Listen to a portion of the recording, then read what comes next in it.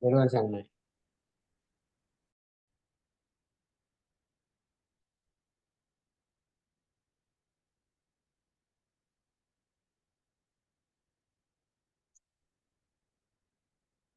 sadhu. Buddha Saranai, let me welcome all our Dhamma friends to the VAP Poya Dhamma program. This is the second program that we are doing for today, and this will be conducted, this will be on the topic conducted by Bhante Paññāvamsa Thero, and the topic is the Sammuti and the Paramattha and their impact on practice. The Venerable Vajirarame Jnanasiha Thero, Venerable Hokandara Pannavamsa Thero, our other Venerable Theros, our invitees, our committee members, and Dhamma friends, both from Sri Lanka and overseas. So let me welcome you to this Dhamma program that we are conducting. As I said, it is the second Dhamma program. We had one at 3:30 and now it is the second one. So as you know, the Vappoya signifies the end of the Vast retreat and the commencement of the Katina period. During this period of 1 month, until the end of the next Poya, which is 17th of November, the Il Poya, the Katina Chivara are offered by devotees of the temples to bhikkhus who observe the Vas season. And this is considered one of the most meritorious deeds in Buddhism. So I'm sure all our Dhamma friends who are here would be participating in these Katina Chivara pujas. Also, it is of special significance to mention here that it was on Vap full moon Poya day, which marks the Buddha's preaching of Abhidhamma to the Matru Deva, the gods headed by the mother god of Lord Buddha. So this was another occasion, and she attained so on this particular day. So these are some of the main events, but today we are having the topic as the Sammuti and the Paramattha and their impact on practice, and this will be conducted by Venerable Hokandara Pannavamsa Thero, who is the chief incumbent of the Dhamma Center in Colchester, Essex. Venerable Thero is also, most of them refer to as Bhante Paññāvamsa. Born to a Catholic faith, Bhante found his calling to Vipassana meditation during his formative years in school. He received his ordination in Burma under the most venerable Nandamala B. Vamsat Mahathera and underwent extensive practice in and training at the Tavya Meditation Center. Over the years that Bhante has spent teaching in the UK, he has worked with the HM Prison and Probation Service, Ministry of Defense. Just 1 minute, I think there is some. Right, okay. Ministry of Defense, Defense Intelligence, Ministry of Justice, and other reputable organizations sharing the knowledge of Vipassana with the general public. The Dhamma Center was established in 2019 with Bhante's teaching of the Vipassana being the main focus. The center is currently expanding its activities to the public by converting a redundant 100-year-old church into Vipassana Meditation Center, which would cater to the Buddhists and non-Buddhists alike. They are also in need for funding for the purchase of this property, which is a 100-year-old church. And if there are any of our devotees who are present here who would like to support, they could always get in touch either with me or go into the website, which is www.dhammacenter.uk. I must also make special reference to our who have been helping us with this Dhamma program. I wish to thank Dr. Dilsiri, Sudanta, and Oshani, who invited Bhante to deliver the Dhamma talk and sponsored the event. We wish to thank them and pay much merit to them. So with much respect, I would like to now invite Bhante, because Bhante will initially give maybe Pansil, and then thereafter conduct a short meditation before the Dhamma talk. Sadhu, sadhu, sadhu. එනම් පංචසීලයේ සමාදන් වෙන්න නමස්කාරය කියන්නකු. Namo tassa bhagavato arahato samma sambuddhassa. Namo tassa bhagavato arahato samma sambuddhassa. Namo tassa bhagavato arahato samma sambuddhassa. බුද්ධං සරණං ගච්ඡාමි. Buddhang saranang gacchami. ධම්මං සරණං ගච්ඡාමි. Dhammang saranang gacchami. සංඝං සරණං ගච්ඡාමි. Sanghang saranang gacchami. ဒုတိယံ පි බුද්ධං සරණං ගච්ඡාමි. Yampi buddhang saranang gacchami. ဒုတိယံ පි ධම්මං සරණං ගච්ඡාමි. Yampi dhammang saranang gacchami. ဒုတိယံ පි සංඝං සරණං ගච්ඡාමි. Yampi sanghang saranang gacchami. တတိယံ පි බුද්ධං සරණං ගච්ඡාමි. Yampi buddhang saranang gacchami. တတိယံ පි ධම්මං සරණං ගච්ඡාමි. Yampi dhammang saranang gacchami. တတိယံ පි සංඝං සරණං ගච්ඡාමි. Yampi sanghang saranang gacchami. සරණාගමනං සම්පුන්නං Bhante. පානාති පාතා වේරමණී සික්ඛාපදං සමාදියාමි. Panatipata veramani sikkhapadam samadhiyami. අදින්නාදානා වේරමණී සික්ඛාපදං සමාදියාමි. Adinadana veramani sikkhapadam samadhiyami. කාමේසු මිච්ඡාචාරා වේරමණී සික්ඛාපදං සමාදියාමි. Kamesu miccācara veramani sikkhapadam samadhiyami. මුසාවාදා වේරමණී සික්ඛාපදං සමාදියාමි. Savada veramani sikkhapadam samadhiyami. දුරාමේරය මජ්ජ පමාදට්ඨානා වේරමණී සික්ඛාපදං සමාදියාමි. Ramere manjapama dattana veramani sikkhapadam samadhiyami. තිසරණේන සන්දින් පංචසීලං ධම්මං සාදුකං සුරක්ඛිතං කତ୍වා අප්පමාදේන සම්පාදේත. Bhante. Sadhu, sadhu, sadhu. With the permission of the Venerable Mahasangha, Namo tassa bhagavato arahato samma sambuddhassa.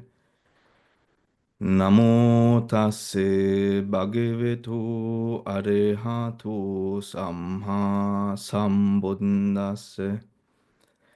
Namo tassa bhagavato arahato samma sambuddhassa.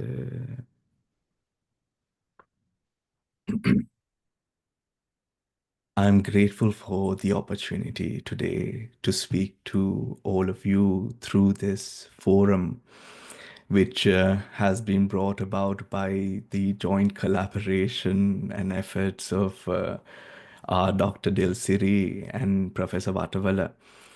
So I am grateful to be here on such a special and auspicious day. And today's new moon or today's full moon is one that is quite special, and it's celebrated for its spiritual characteristics all throughout the world tonight, which makes this event even more auspicious for all of us. So what better way to come into the moment and focus on a core piece of Dhamma that is related by Buddhas and Samma Sambuddhas, and in the practice of all Pacceka Buddhas and Arahats. When I was living in Burma, the special allowance that was accessible to monks, Sri Lankan monks or monks who had come from other countries, is the fact that in Burmese culture, they had given so much of attention to the preservation of Dhamma. Whilst in Sri Lanka, and Sri Lanka being considered a central seat of Dhamma in Asia, we know that we went through many adversities that caused harm to those documents, those storages of Dhamma. But in Burma, that purity and co-essence of Dhamma has been given the opportunity and all the resources to remain, which then nurtures and has nurtured today's influence that Burmese Vipassana has all across the world, with teachers such as Venerable Pauk Sayadaw, Mahasi Sayadaw, Lady Sayadaw, S.N. Goenka, Sayadaw Tedchi, all of these revered teachers being the foundations of the Vipassana that we learn all across the world today. In this Vipassana practice, which is the main focus when the Buddha was thinking, contemplating on whether he should teach the Dhamma that he has now learned and discovered for himself, there was this possibility that people would not understand because of the rapture that the beings had with the Kama Vachara, the sensuous sphere. Where beings within this sphere, you and I, live or are conditioned by birth to live dependent upon sensuous impingement at the eye, the ear, the nose, the tongue, the body, being what we relate to as the internal materiality, internal basis. Through these internal bases flow the datum, visual datum, sound datum, taste datum, touch datum, and mental datum, with more attention being given to the five sense doors. That datum fuels the mind and what the mind thinks in this moment. We know that the way that we perceive this external datum means everything to a person who is trying to owe that person's life. Because attitude is everything, isn't it? Perspective. Within this Sammuti world, all the datum that flows through, which is regarded as Paramattha, forms the conventional and the prajñaptis and the sammuti that we live in.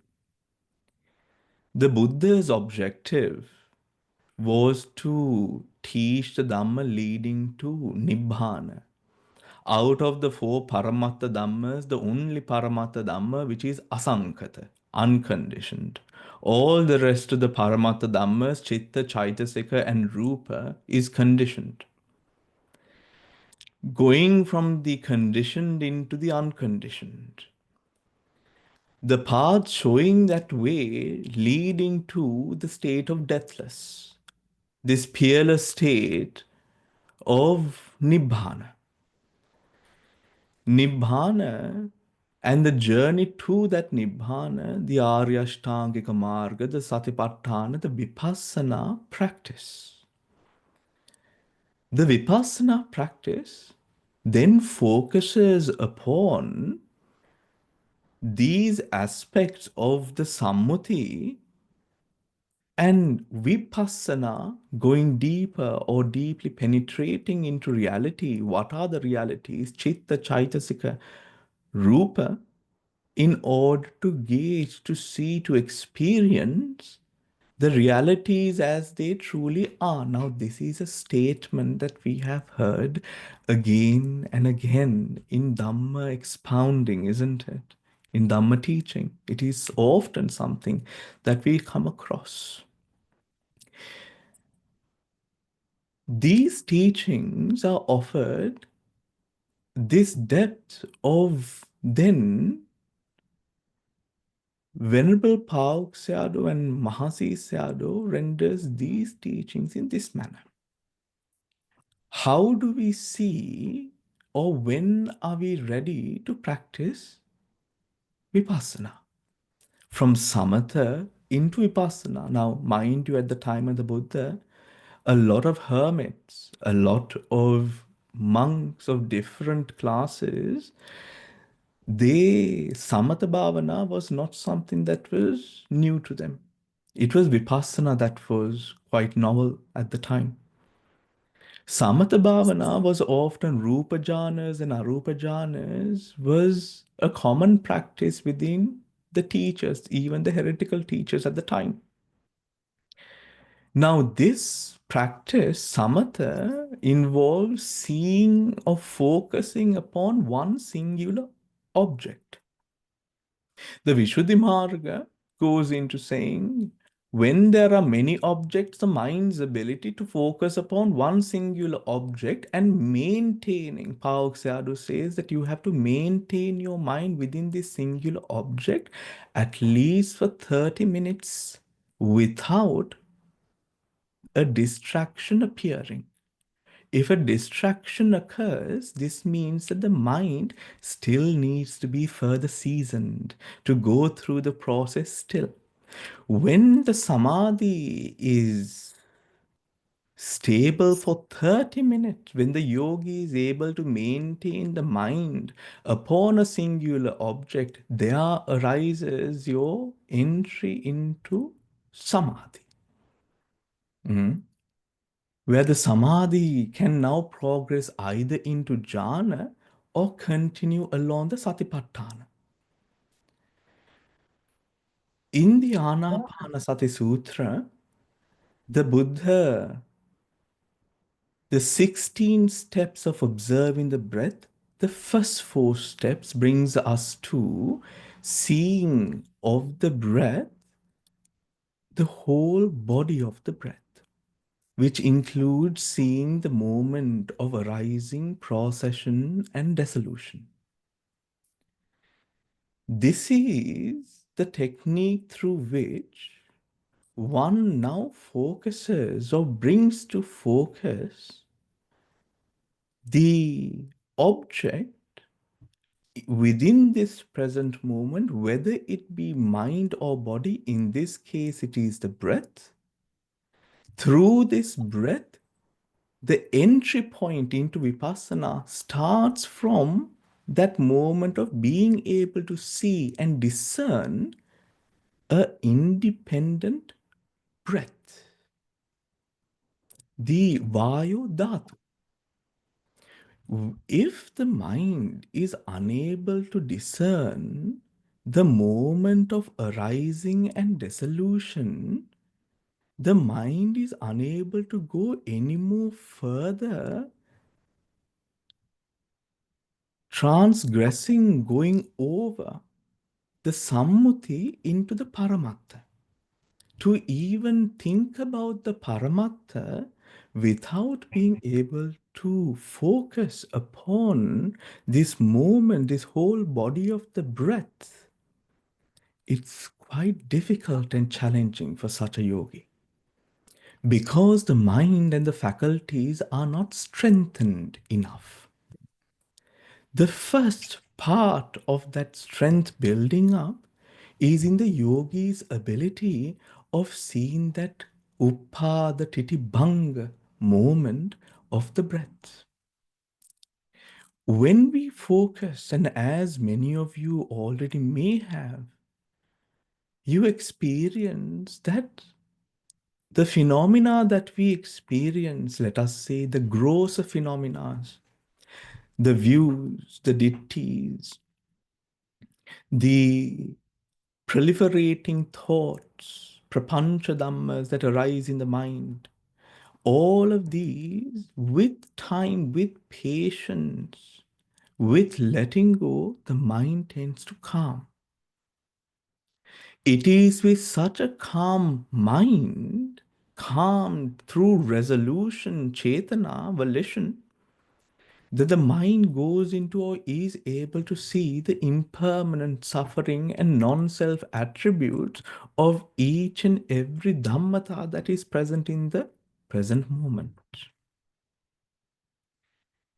From this stage on, from of course the beginning of the Anapanasati Sutra, but it solidifies when you are able to see Upadati Bhanga. Because Upadati Bhanga would then lead you, give you leeway, enough ability of mind to now cultivate it further, to be able to now observe even the cause and effect relationship between mind and body, body and mind, that arises every moment as we exist moment to moment. The Jivita Indriya faculty of mind and body being propelled forward through karma. This karma is the arising of ahetuka chittas in the mind, in the cognitive process. Now, when in the Sammuti, when one is stuck in the Sammuti, unable to see this depth, the Buddha often says, when the wise, the Moga Purusha is often classed as the person stuck within the Sammuti, running behind the sensual pleasures or behind the datum that falls upon the prasada rupas. The wise is considered to be one who sees this network, this arising and ceasing, this udayabhaya, this hetu pala, the conditionality, to a certain extent, and tries to make effort to get out of it, get out of the system, get out of the rat race, exit the hamster wheel. In order for this shift to occur, the Buddha speaks about wisdom over the Sammuti world. The wisdom over the Sammuti world is the way that we observe the Sammuti, or the way that we interact with the Sammuti. Comes down to the goal and aim of the person. When a devout practitioner is on a path leading towards Nibbana, then Nibbana becomes the goal. Maybe we are not aiming for Nibbana, but we are aiming for peace, tranquility in the vision and Dhamma taught by the Buddha. Maybe the Samma Ditti has not matured up to needing, wanting Nibbana. Even in that case, we practice as Dhamma, Sila, Samadhi, Prajna to the very best of our ability. Try to bring in good, virtuous values and practices into our daily life. Trying to nurture ourselves. All of these becomes prati, conditions for the person to be able to see the Paramattha. Remember the stories of all our bodhisattvas that we repeat again and again through the many poyas that we conduct, of how these individuals through their samsara enacted conditions within their life which led one to another, from one light to a greater light. In such ways, Yoniso Manasikara aids the Vipassana practice and the seeing and cultivation of wisdom.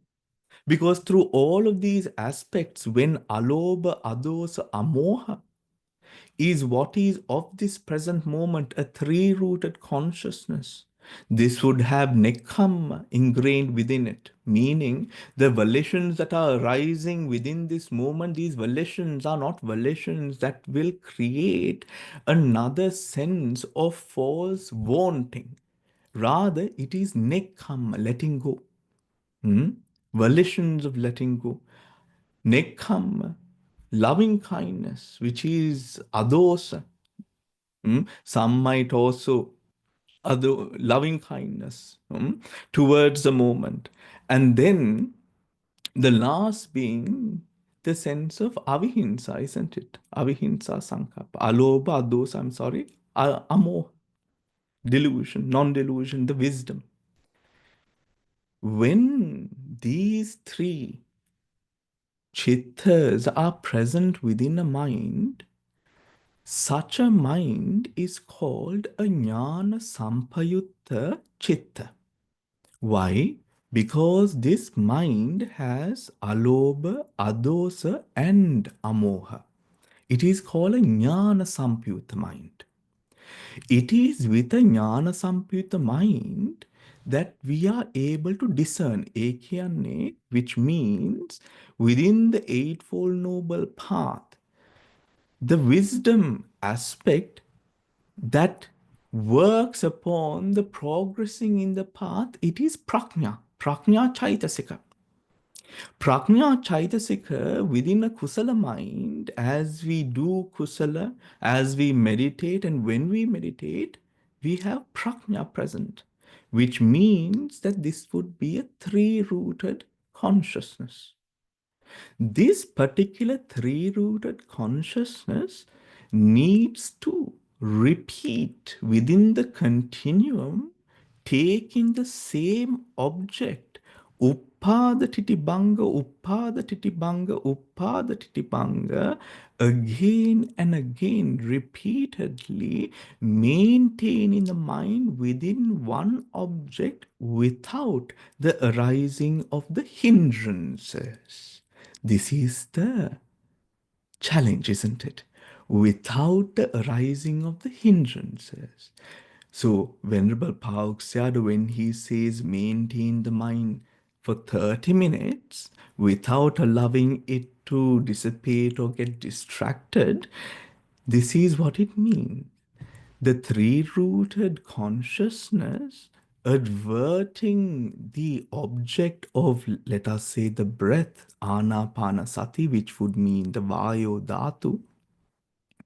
The vayu dhatu, again and again adverting to this dhatu through the three-rooted mind. There you find the condition for discernment to occur in the path. As these faculties need to be strengthened, we speak about the strengthening of the indriyas, faculties. Venerable Mahasi Sayadaw offers a teaching which reflects on how we are able to strengthen these mental faculties. Which would bring us again to the moment of arising and ceasing, because Venerable Mahasi Sayadaw says a yogi should first contemplate on the destruction of each and every phenomena that occurs. This is in Vipassana, not Samatha. Only Vipassana.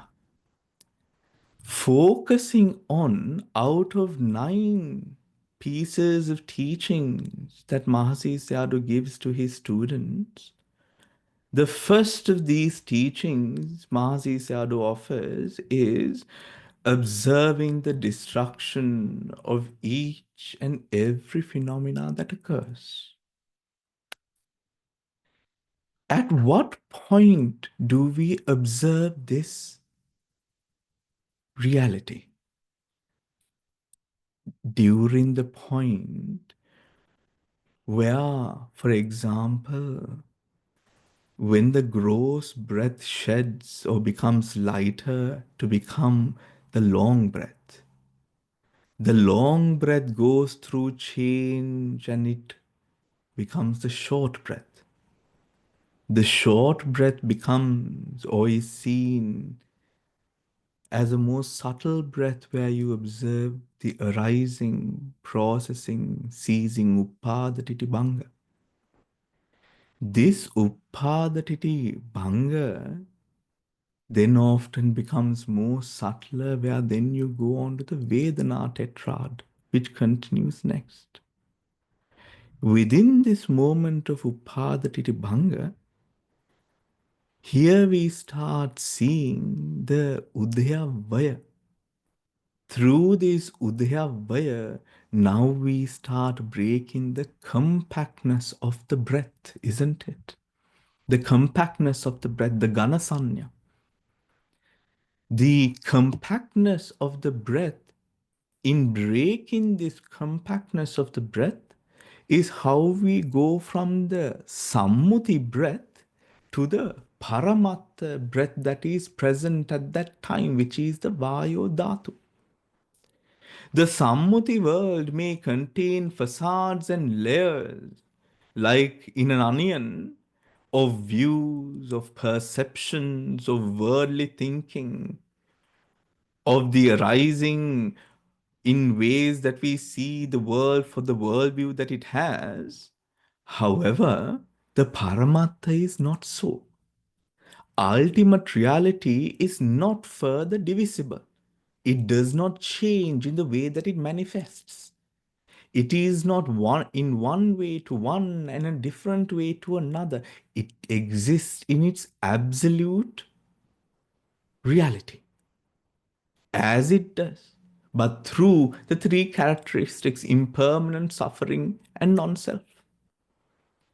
In order to bring the mind from a position where the mind sees images, people, name, form, color, and connects to the Sammuti, the conventional prajnapti, to shift the mind from this focus upon the prajnapti onto the paramattha, Dhamma inspiration, learning of Dhamma may help, but it is in sitting down for your meditation or doing your walking meditation, focusing in whatever meditation that you would do within the Theravada context, you would find the observing of the five aggregates. In this observing, we have to break apart the compactness of each phenomena that arises.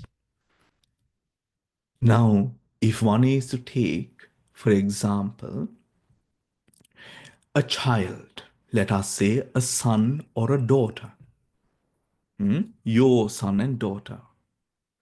Your son and daughter, this object may arise in your mind when you're meditating, when you're trying to meditate, when you're trying to focus. Maybe when you're not trying to meditate, but even when you're doing other things, these people, beloved ones, isn't it? They pop into our minds and they distract us from what we do. Maybe our whole emotional states are determined by these individuals who are important to us. Now, let us say in the Vipassana, when we are focusing, or if we are focusing on the deeper reality, the starting point might be the Sammuti. But as long as this encumbrance is arising in your mind, distraction is arising in your mind, it is like the proliferations, isn't it? In the mind, proliferating thought. Now, breaking apart, we might have emotional attachment to those people. The Venerable Bhante might say, let go, let go. It is only in this birth. However, even for this birth, we feel attachment. We feel attachment, which makes our life difficult, challenging, the path challenging. However, a child or the object of the son or the daughter or whoever, whichever beloved one there is, that pops into your mind, when you think about it, when you advert with discernment upon this distraction, you realize that this is a mass, mind and body. That who is the son, let us say, a male, who is the son, who is really your son, in the ultimate tense, it is Chitta Chaitasika. Your son at that moment, depending upon what mentality or what mind is manifesting, it can be any of the Kama Vachara Chittas which is there. There are 54. Then there can be the Chaitasika Dhammas, 52 in all. And being a male, out of the 28 rupas, 27 rupas are present. This is the son. E vidiyatama amma. E vidiyatama, in the same manner, the mother, the father, the wife, the husband, the persons that we are unable to let go of. Now when you drop them onto, or when the mind connects to them on a Paramattha level, you realize the emotion of it goes away. The emotional tie and attachment that roots us to this person, to the prajnapti conventional realm, goes away. Meaning the tie that we have to the world view, ditti, that this world is really so, sakkaya ditti. Me lokaya, this world is nitta, sukha, atma, permanent, happy, sukha. Atma with self. When the prajnapti is taken away, there we realize, or we are with a better footing to relate to Dhammas as they truly are. When we break apart or when we see through the compactness of our beloved ones, then you know what? Is it difficult to do it towards people who are unknown, who are further away? Because they all fall under, they begin to fall under now the Paramattha Sammaditi, aligning with the Lokottara Sammaditi, leading towards the selfless, motivated through the insights of anicca and dukkha, leading to that state of anatma. The first part of practice where the meditator strengthens one's faculties and mind in a way within the practice is observing that destruction that happens, because that is the moment that you discern that phenomena. Arising, ceasing, arising, ceasing, arising, ceasing. When the mind is able to go from one arising, ceasing, and then observe the other, again observing continuously without a distraction, fading away. Remember, the mind being warded off or distracted with the object means craving for an object exists. When there are no distractions, this means that the Kama Chanda has been suppressed, isn't it? The Kama Chanda has been, the craving for Kama has been suppressed. Hence, there are no distractions. This subtle wanting, as we know, dukkha satcha, samudaya satcha. Samudaya satcha is the craving, tanha chaitasika, the lobha chaitasika. The lobha chaitasika does not arise with kusala, it arises with akusala. A ditti, for ditti to arise within or during one's meditation, it has to arise through an akusala chitta, a lobha moola chitta, which is dittigata sampayutta.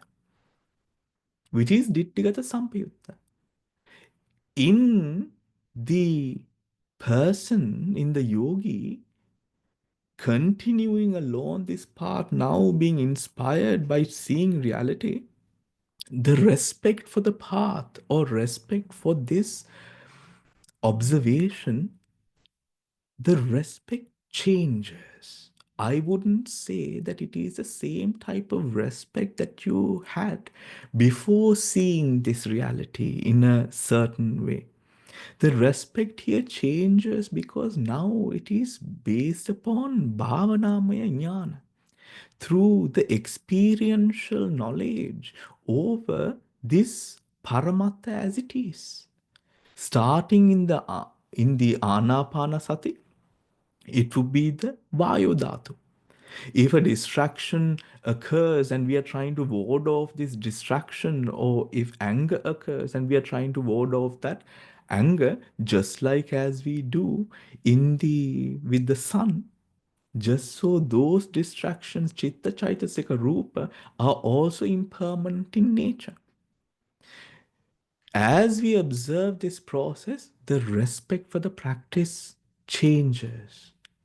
Because this Shraddha that is now present is aligned with the Lokotara path, with the Lokotara Sammaditya.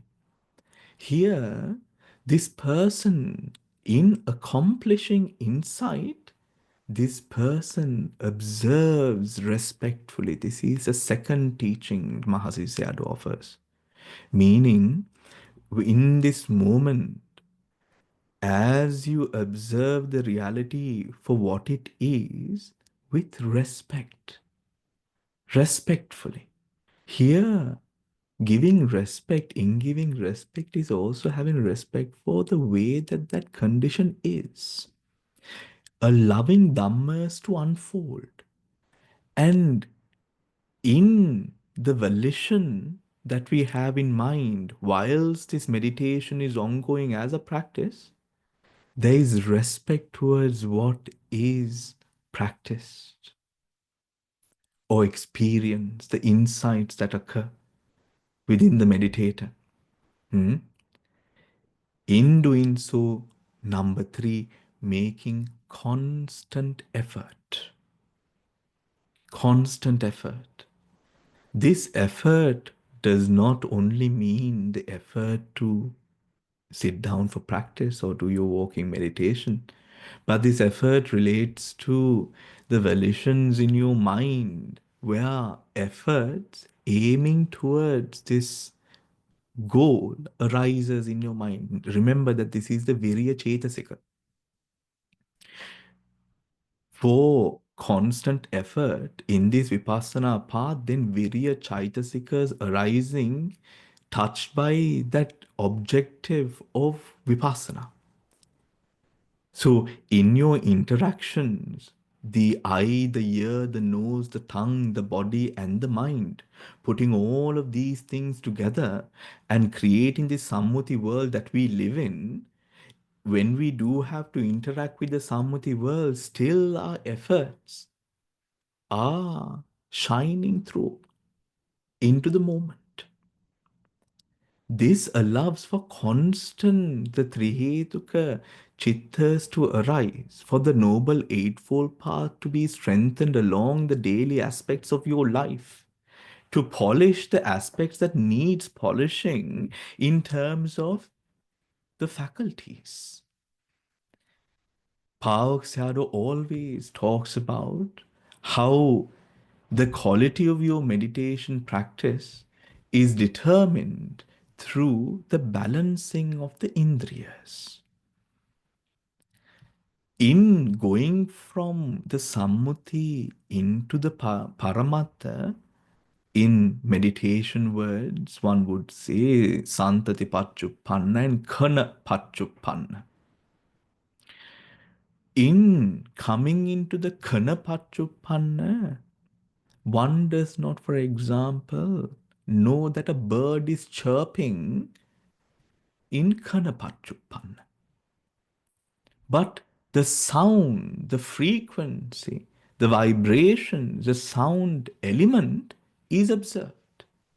But because the bird chirping is a prajnapti, isn't it?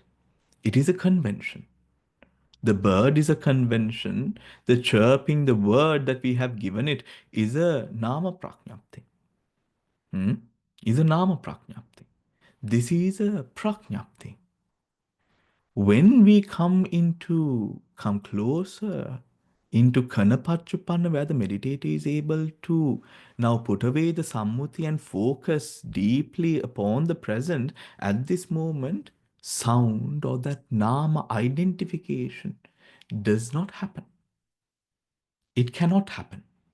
That is what we try to let go, in order that we let go of the attachment that arises within this mind towards that moment. The fourth,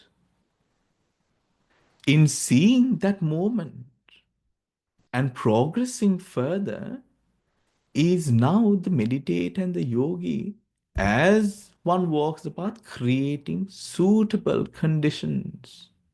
Suitable conditions. This is not an overnight task, or it is not something that you sort of start and then complete overnight, isn't it? It is a constant journey that we walk on, and we progress, or we fail at times, but we try to get back up and walk upon the path. Here, creating suitable conditions is a gradual process.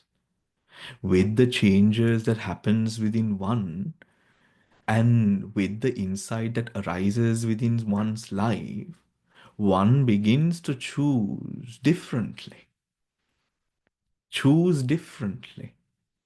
To see what one clings to more cautiously. With the awareness and sati that is present, the yoniso manasikara that might be working in the mind with the lokotara sammaditthi, or rather before attaining the sammaditthi, in accord with the path leading to Sovan, Sakurdagami, Anagami, Arahat, you will make those decisions when the time comes. And we simply, when it does happen, you will feel the strength that you require to make and adjust, bring more peace into your life. To bring more peace into. So slowly, with the practice progressing alongside, we experience or make changes to bring about suitable conditions if we are able to. If we are able to. Afterwards, how do we continue to strengthen this faculty of mind? The fifth is recognizing the conditions that are present that allows concentration. Now, when is it that we do this sort of thing? Recollection, during the moment of recollection after practice at the end, when we recollect the aspects of the meditation practice that we've conducted, when we've done, we do recollect how or what the quality of samadhi is. We look at what caused or what brought about those suitable circumstances for the samadhi to further to be what it is. We look at what hindrances may have arisen in order for the samadhi to have weakened, for the mind to have been even for a moment saturated by the hindrances. We look at what are the causes of why I was unable to catch the hindrance before it progressed to such a state. So we do these recollections at that moment. In the seeing or the practice at the moment within the practice itself, we know that concentration is a faculty. Concentration is a faculty, samadhi. And concentration, like all other faculties, five faculties in all, like all other faculties, they need to be balanced. Shraddha, Virya, Sati, Samadhi, Prajna. Shraddha is balanced with wisdom. Virya is balanced with Samadhi, which is Samadhi. Virya is balanced with samadhi. And then sati, awareness, is like what keeps everything together. Without awareness, you do not see the faculties. Without awareness, the faculties do not become a mental object. Hence, in balancing those faculties, you observe. To balance, you have to observe samadhi, isn't it? The concentration. So, what are the conditions that brings about concentration? When you know what those conditions are, then you can cultivate and strengthen those conditions further. Those conditions further. This relates to something that a yogi or a meditator has to do whilst during one's meditation. Whenever a distraction occurs, never take it or think of it or have a perception in mind to say, oh, let us say, I'm unable to meditate, I'm too distracted. If you think in this sort of manner, you're going to be distracted most of the time. Most of the time. Pauk Sayadaw offers us the teaching to say always, without thinking, I am this or I am that, think of it as the indriyas. If there is a distraction that occurs, if there is a painful feeling that occurs throughout the body time to time often, if there is a bit of restlessness, if you're shifting your position often, if you are having itches around your head or your nose, you're unable to focus on the meditation because of this itch, because of all of these things that occurs, indriyas, indriyas, indriyas. Then the meditator has, just like you, in order to maneuver a vehicle, you have your gear, you have your steering wheel, you have whatever tools that you need to access to maneuver this vehicle. Just so now the meditator has 5 different tools in order to navigate this vehicle, to navigate this path. Now the meditator, because of these Dhamma, where the Buddha shows us these 5 tools, now you're never lost. Why? Whenever that there is a certain sense of doubt, one balance it off with wisdom. If the wisdom is not, if the discernment is not live enough, if wisdom is not live enough, I hope you understand what I mean by that. If the wisdom is not live enough, meaning the discernment is not as bright and active, then what do? You balance it with the Shraddha. Shraddha towards what? Shraddha towards reminding yourself, what am I trying to do here? It brings, when you bring in qualities of Shraddha inspired by the Buddha, Dhamma, and the Sangha, the qualities that we have already seen. In Dhammatas, we have already seen certain aspects of insight. Hence, we can take it as an inspiration for this very moment to lighten the moment up. Now, in this manner, we balance the indriyas in order to reach or maneuver our path forward. One part of that is the seeing of the conditions of those individual indriyas. In the case of Mahasi Sayadaw instructing his students, he says that one should always know the conditions of one's samadhi, of one's concentration.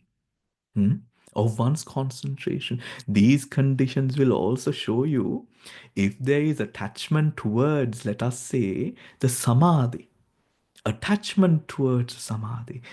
This will also show you such sorts of impositions, that hindrances might be present but not so apparent, attached to the bliss of the samadhi, which then would curtail the vipassana progressing. forward. At this moment, in seeing those conditions, the meditator strengthens one's faculties, strengthens one's path. The sixth, as Mahasi Sayadaw teaches, is cultivating the factors of enlightenment. Now, the factors of enlightenment here, the Bodhanga Dhammas, we know in the Sammuti, we have a certain way of understanding the Bodhangas, which is, of course, factors of enlightenment. And then we have teachings around how you cultivate and develop these factors of enlightenment as such. When we are speaking of the Bodhangas with relation to the Vipassana, these Bodhangas add on to also become mental states, chittas and chaitasikas. These bodhangas again are dhammas that need to be balanced. Just like the indriyas. However, bodhanga in the vipassana jnanas, balancing of bodhangas, which is how one brings all eight path factors of the Arya Ashtangika Magga into one consciousness, thus enabling Magga and Phala. In order to do so, the beginning balance training is given by the Burmese masters through the balancing of the Indriyas.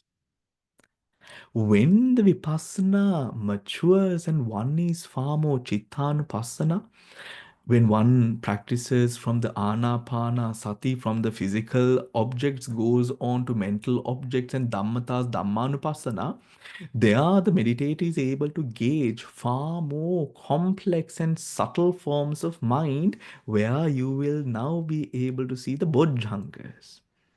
Now, the meditator, being far more advanced in their practice, cultivates the ability to master and balance in the process, balance the bodhangas. This bodhanga balancing is essentially what allows for the Eightfold Noble Path to unravel within the consciousness, arise within the very consciousness. It is the balancing of the kusala chitta and its chaitasikas that arises at the moment of taking a vipassana object, balancing the bodhanga factors within that chitta and chaitasika complex in a manner that it resonates and echoes the path leading to shunyata. Why now? Balancing according to what? If you give this exercise to someone who has not seen ultimate reality for what it is, even its arising or ceasing, nothing to talk about then hetu phala and conditionality, a person who would have not experienced those would not be able to balance or even have the sense of what to balance those to or for.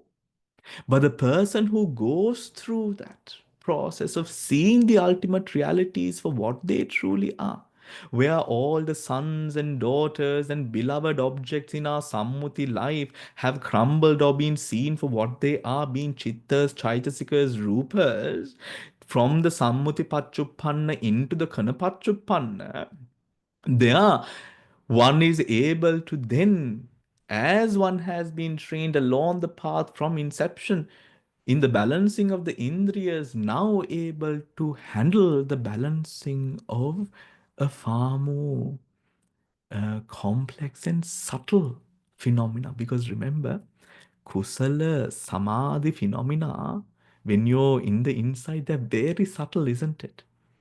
They're very subtle. Sometimes even in the Anapana Sati, in initial stages, as you go across the first tetrad, from the gross breath, when you are able to come into the subtle breath, even that breath is so subtle. So imagine, everyone, imagine how subtle these fragments of mind may be. But the meditator is so inspired by the present and the Dhamma by what this person has been seen through the insight that this person has need, requirement, right? With all of its faculties focused towards this cessation, this enlightenment. They are, as they cultivate these factors of enlightenment, this is what grows. The growth in one, the need to attain enlightenment. The need to attain enlightenment. Eka, that sort of feeling you can't compare to something that you would feel right now as you're sort of listening or within this realm. This need is inspired by the insight over the ultimate realities, the paramattha's, the vipassana insight, based upon the different elements of chitta chaitasika rupa. When you see it for what they truly are, impermanence as they are, suffering each and every moment, from arising to dissolution, then one cultivates a need to attain. We must allow this cultivation of need to occur, because which we won't be motivated enough to want and do the things necessary, which gives way to the next, which is the seventh offering from Mahasi Sayadaw, which is having no regard for life and limb. This follows, this follows the the Bodhangas, remember, which means now when one realizes that from birth to birth, it is the same cycle of paramarthas arising and ceasing, arising and ceasing. And because within the mind we have rooted consciousnesses arising, sahetuka chittas arising, sahetuka, there are six hetus, cha hetu, lobha dosa moha, lobha dosa moha. Because chittas arise through lobha dosa moha and alobha dosa moha, we manifest the sankharas for the future. And we keep on living. When one sees this and sees the emptiness within that moment, the fact that there is nothing to strive for, nothing more to gain, nothing to lose, then why would one want to continue this cycle of suffering? It is through that insight that one then regards now this one life in comparison to, let us say, a billion bodies that you've had. Obviously, when you realize this nature of materiality, it is so rampant, isn't it? Plenty. From life to life, there are bodies. Hence, the yogi has no regard for life and limb, only for enlightenment. Not over the satisfaction and craving for another body in another place. Such kind of need does not arise in a person who is cultivating the sambodhangas. But in order to touch that essence, we must come from step one. That is when it's beautiful.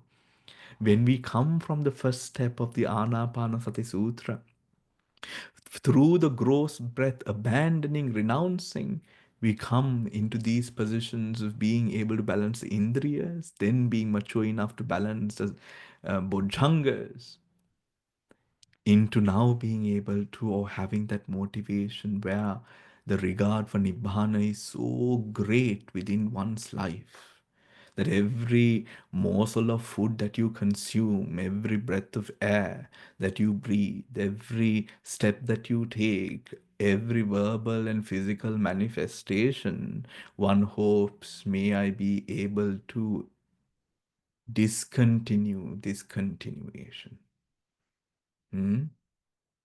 Because it is never ending, the one sees through insight. The eighth, the next which follows as the yogi continues forward, is through this Sammuti world, through this Sammuti life, in having a body, one will undergo physical challenges, pain, discomfort associated with the body. If one needs to live a long life, means to also live a life where one endures the different conditions that arises to cause pain and suffering within the body. When a vipassana yogi is touched to the deepest depths of their heart and being, they are touched by this vipassana, they are inspired by this journey through bhavanamaya jnana and the right samma ditti arising within the moment.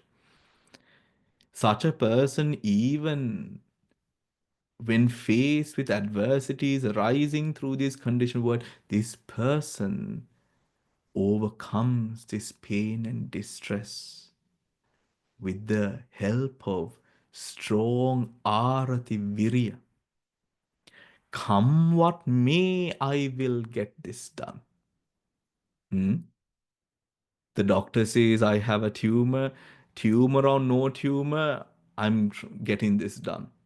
Where the person is so touched and motivated, he is not run down by the fact that things are happening to this body, because he understands conditionality. He understands that this body being so, the body having been arising, there will always be jara, vurda, all the pain that is associated, as we know. Hmm? Hence, knowing that reality, he is not moved. This is the nature of the kusala mind. It is not impossible. It is only the fact that this pain is now no longer taken as object by a lobha mula chitta or a dosa mula chitta. Now you take the pain as object by a trihetuka kusala chitta. When you take the pain as object by a trihetuka kusala chitta, which means that there are the three aspects of alobha, adosa, amoha. You interact with the pain through nekkhamma. Pain, you don't take it onto the mind as personal.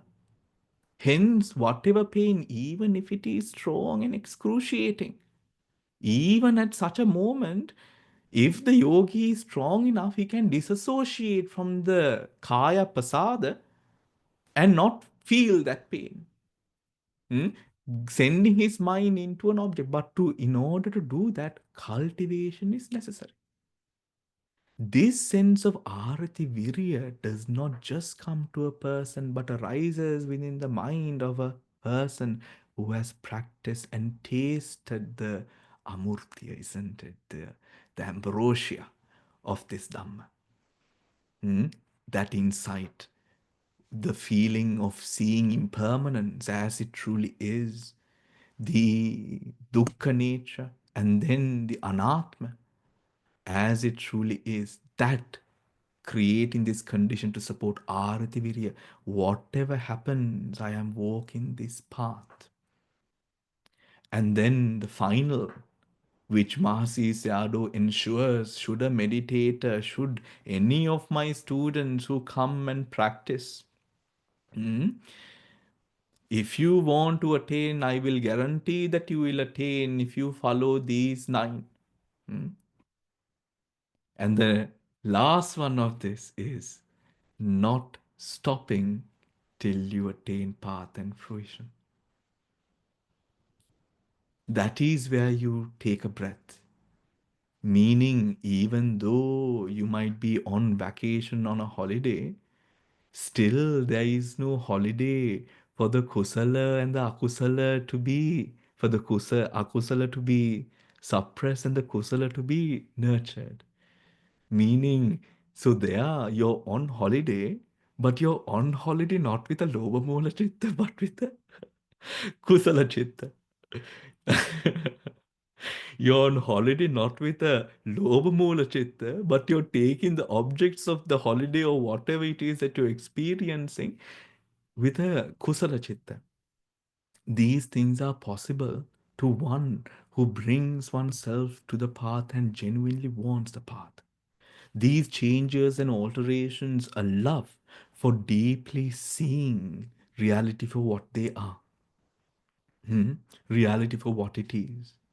In breaking the Ganasanya, in shedding the dittis, the Sakkaya dittis and other dittis associated, in pulling us towards the lower realms, into pulling us into sad states of mind, and then cultivating, focusing on the cultivating of those consciousnesses, chittas in this moment, which leads to the deathless. The cultivation of that Samma Ditti, but to allow that Sammaditthi to grow, everyone, one again, I'm telling you, you have to see or bring your attention to see one specific thing, which is the arising and ceasing of the meditation object. Even if you're doing Vedananupassana, you have to observe the arising and the ceasing of the Vedana. If you're observing the mind arising and the ceasing of a specific mind, the arising and ceasing of a physical object, it is in this moment of arising, processing, ceasing that the world of insight arises. This is where you realize how even to fathom breaking the compactness, the Ganasanya, it is at the moment of that Sabbakaya. The whole body of the breath, through which we go from the Sammuti into the Paramattha, the Sammuti Paccuppanna into the Khanda Paccuppanna, allowing for the brilliance of Vipassana to unfold in our lives, without which we will always be dragged down by the name concepts, by the concepts that saturate the physical world, the sensuous plane. Remember that the Lokotara Chittas, they are Lokotara because they transcend the Kama Loka, the Rupa Loka, the Arupa Loka. In a Chittaviti, you do not see the Nibbana arising because Nibbana does not arise. In order to go in this journey, we have to focus and make efforts within this moment to break away from that low world view, creating that proliferating condition, and to see the Samma Ditti in the view and vision as the Buddha taught, this path leading to that cessation. So, with that final thought, I will leave you with that piece of Dhamma for today. So thank you very much, Bhante. I think it was really in very deep Dhamma that was given, and I'm sure the topic of Sammuti and the Paramattha would have been understood by everyone. But I know that there will be certain comments and questions. So initially, I will invite Venerable Vajirarame Jnanasiha Thero, who is present here, to give any comments or clarifications or questions that Venerable may have.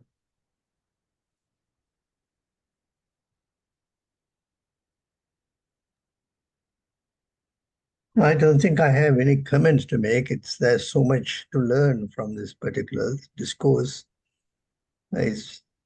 And that's what it is, because it's through Abhidhamma and Chaitasika, the understanding of Paramattha and the other Sammuti of Paramattha. Normally we don't do that in our discourses, but it's very interesting. And there's so much to learn. And all that will say is that we have to learn that, we have to go through that. And thank you very much for that enlightening talk of yours. Thank you. So, I think Deepal was here, but he seems to have gone out. Dr. Bandula, do you have any questions or comments? I think I don't have to comment on that, as Venerable said earlier. It went to all the deeper steps in the process of meditation development. I had one thought that came to my mind Mhm. that is related to sannyas, because we develop our thoughts on the worldly affairs based on our sannyas. But at the same time, there are some wholesome sannyas that Buddha has recommended for development of the mind towards Nibbana. And also when you go through the meditation processes, sometimes the sannyas are the ones that arise and then take your mind into certain directions. If you can elaborate that transition in relation to sannyas also, in going from Sammuti to Paramattha, it might be Okay. that.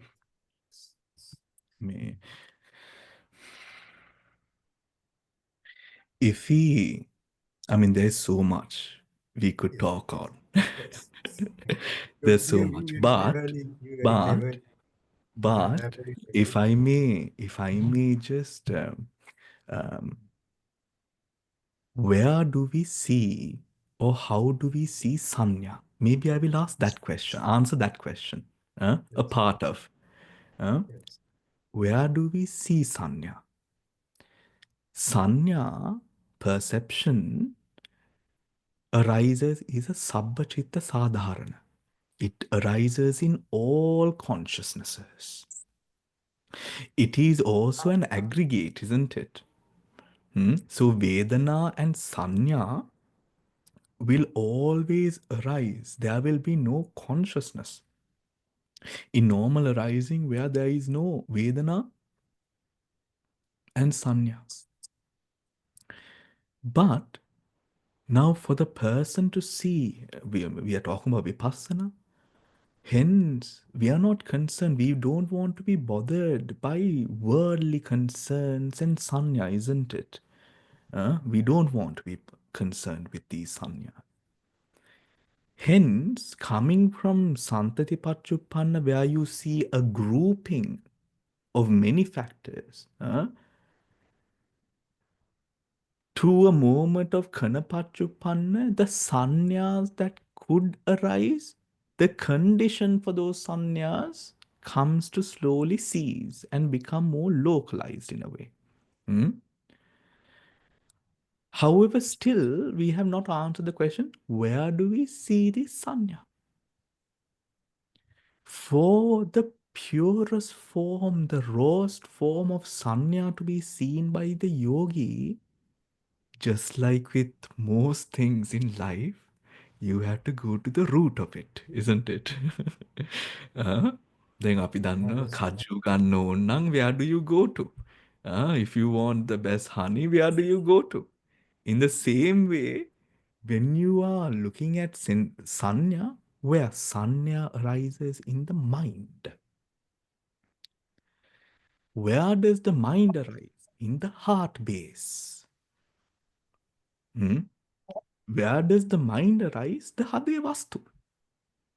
The heart base. Every moment that the mind arises, there is a sanya. The best moment to see the sanya in its truest form without distraction is at the heart base.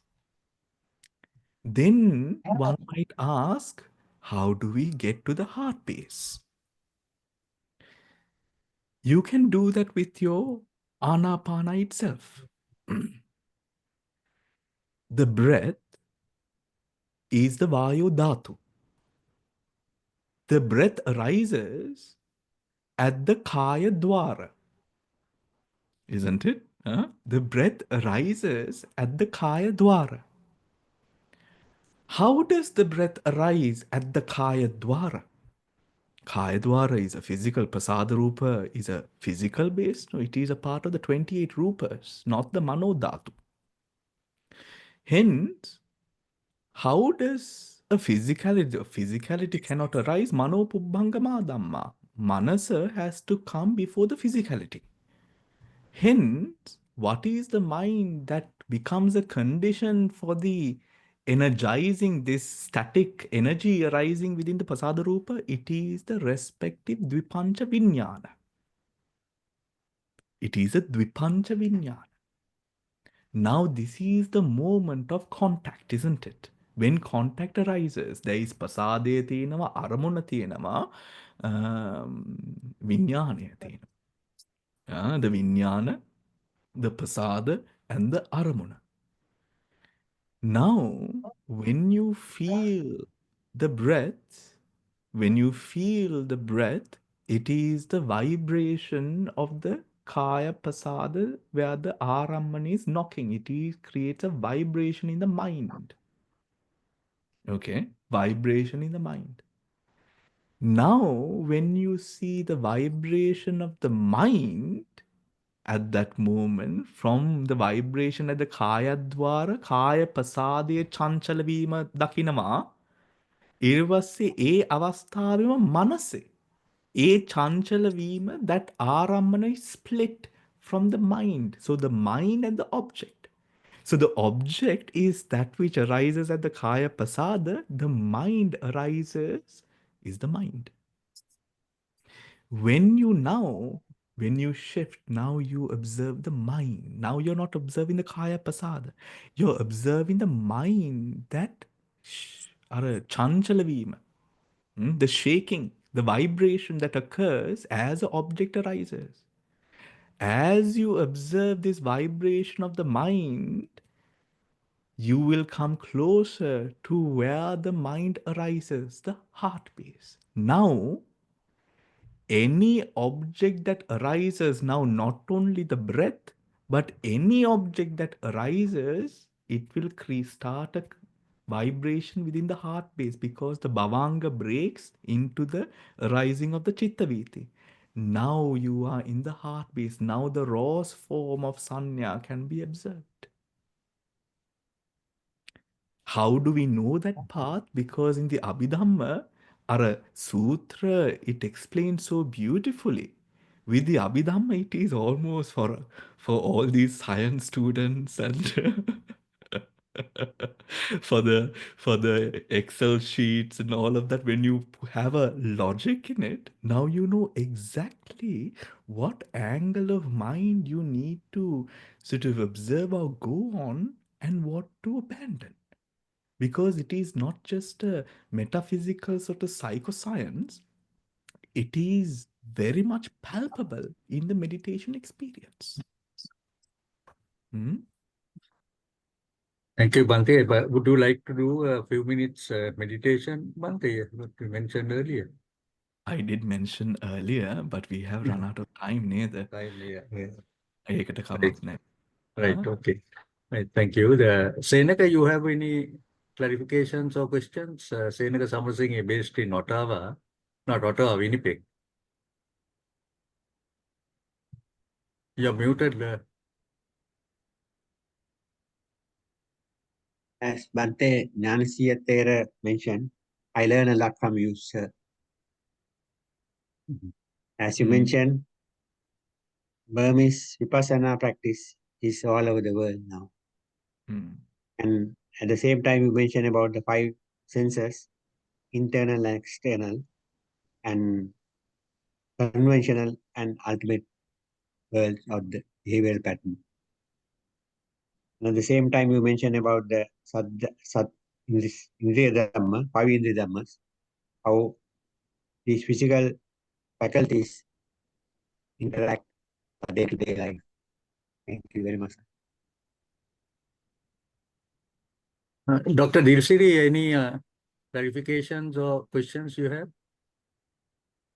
Just to say that, as always, I'm overwhelmed and my mind is just full of light by the Dhamma that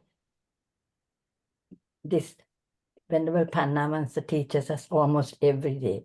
Day by day, he teaches us the suttas. Then the practice, he goes into the Abhidhamma, 2 classes for the very new people and other ones who have been followed it from the time of COVID. And then we have the meditation. And then he brings us Asparat Kamatahan. And each one is in a different place, and at different moments, we are in different places. One day good, one day still good in the moment when we realize. And Bhante teaches us. I want to say I'm very grateful for this opportunity I had on a very special day for me to have sponsored this talk, and for Professor Vatawala and Bhante as always to do the honors, and for all the others who are supporting you to give us this opportunity. And I just say thank you from the bottom of my heart. Sadhu, sadhu, sadhu. Thank you. Thank you, Dr. I will now invite our committee member, Mr. Kamal Nilavira. He is based in the UK to pay merit to Bhante. Thank you, Lakshman. Buddha Saranai to all. Venerable Vajra Rame Nanasya Thero, members of our panel, our Dhamma friends, Venerables and Bhikkhunis. Venerable Hokandara Pannavamsa Thero's Dhamma sermon today on the Sammuti and the Paramattha and their impact on practice was very interesting to us all. Venerable, much merit to you, Venerable, for this sermon on full moon Poya day. On behalf of the International Dhamma Program, it's my duty to also thank Dr. Dilshini, Sudanta, and Oshani Abekun for introducing Venerable Pannavamsa to us. Thank you all for the assistance and for your coordination with Professor Lakshman, whatever, to make it a success today. Our thanks also to our 129 Dhamma friends all over the world who directly participated today on a working day on Zoom. Much merit and thank you. Finally, thanks to Professor Lakshman Vatawala for meticulously organizing the International Dhamma Program. Sadhu, sadhu, sadhu. Sadhu, sadhu, sadhu. Thank you, Kamal. Bhante, we are very thankful, and as Kamal mentioned and also Dr. Dilsiri mentioned, we value the great work that Bhante is doing. And also, I think the earlier what I mentioned on the expansion of the Dhamma Center, I think that's something of very great relevance, and of course taking over maybe a 100-year-old church and converting it. So I would also maybe invite all our Dhamma friends that there are many in the UK, many in USA and other parts, plus of course in Sri Lanka, in whatever way that we could assist. And of course, Mr. Kamal Nilavira has already agreed that he will definitely make a contribution in this regard. So thank you very much, Kamal. And much merit to Bhante. And may I now invite Bhante to pay merit to the Devas and the departed. With all of the merits that we have accrued today, with the joint efforts of all that who have played a part in bringing today's program together, especially mentioning our Kalyana Mitra, Dilsiri, Sudanta, and Oshani, to benefit with all the collective blessings that we share with the whole family.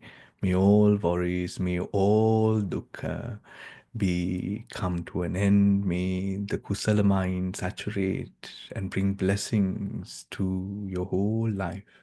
And may all of you, in the spirit of the Buddha, Dhamma, and the Sangha, and all wholesome blessings that are available in this world, may these blessings saturate your entire lives and bring you to the Dhamma closer in heart and spirit every single day.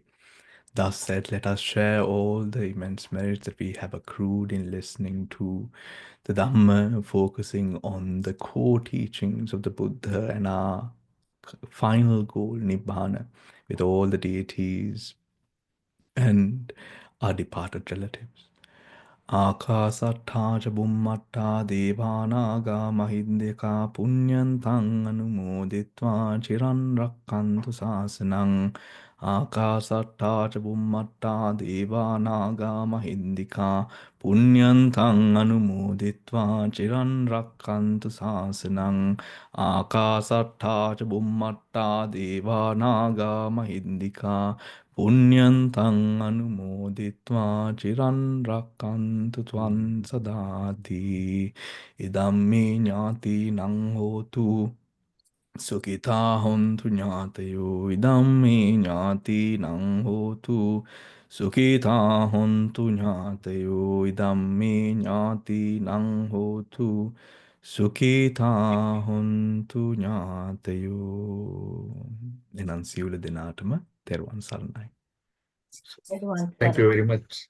Salnai. Thank you very much, Bhante, and much merit to you, and blessings from all our Dhamma friends who have been present here. And also, I must thank Venerable Vajrarame Jnanasiha Thero, who made it special, maybe log in and listening to the Dhamma and for the valuable comments made, and also all our special invitees and Dhamma friends who attended. Sadhu, sadhu, sadhu. And of course, Dr. Dilsiri, we are very thankful to you, and I'm sure that you are closely in touch with Bhante, and that may you also get all the blessings. As you said, it's a special day, so I'm sure that you will do celebrate this special day with this Dhamma talk. Sadhu, sadhu, sadhu.